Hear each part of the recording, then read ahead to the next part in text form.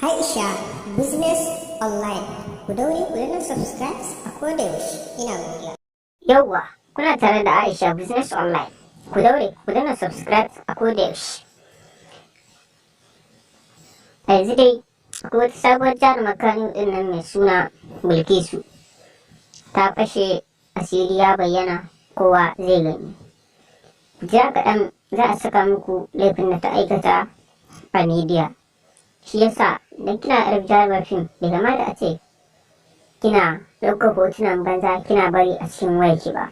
So baki san wacce za ta ɗau wayarki ba, ko baki san wanda ya ɗauki wayarki ba. In kina jaruma ki dinga jin mutuncin ki yadda ya kamata, domin ba ruwanki da yin bidiyo ko hoto wanda bai dace ba ki posting ɗinsa. Sannan bai kamata a ce kina jaruma ki dinga yin hoto ko wani bidiyo ko wani makamancinsa kawai kina bari a cikin wayarki ba.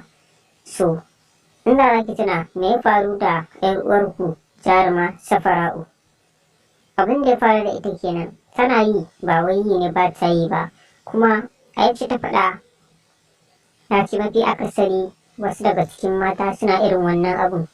A lokacin da ta faɗa tabbas ni Aisha ban yarda da ita ba, so saboda ni na san bana aikatawa.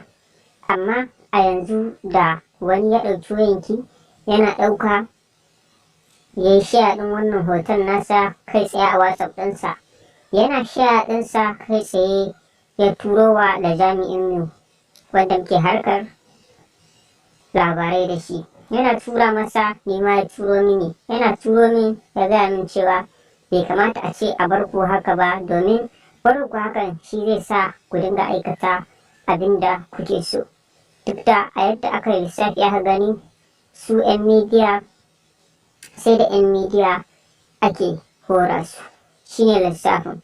A duk batun da zan yi kuma ba wai muna hakan don mu ci miki zarafi ba ne, muna yi domin kiyaye nan gaba kar ki dinga sakin wani hoto ko wani abun da bai dace a wayanki ba. Wayanki ne, kuma wayanki dole sai kin cire ki za a yi amfani da ita. Kar ki manta akwai mutumin da kana saka ki in password ne ko fatan gani ɗaya ya haddace, akwai irin su.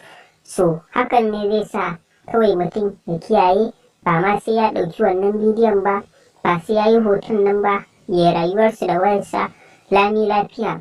Barin wannan hoton a haka ko kuma yin hoton a bashi yakan jawo matsala, kamar yadda kika ga an ɗauka an yi posting. So ba kuma mu ne muka yi wannan posting ɗin na farko ba, da alamu na duba wasu YouTube ɗin, wato sanarwar wasu mutane da dama na ga sun yi posting ɗin irin wannan wanda ƙazantar ta yi yawa. Abin da ya so da ku dinga kiyayewa. Da farko suna na Aisha, ku danna subscribe a tashar Aisha Business Online. Ina godiya.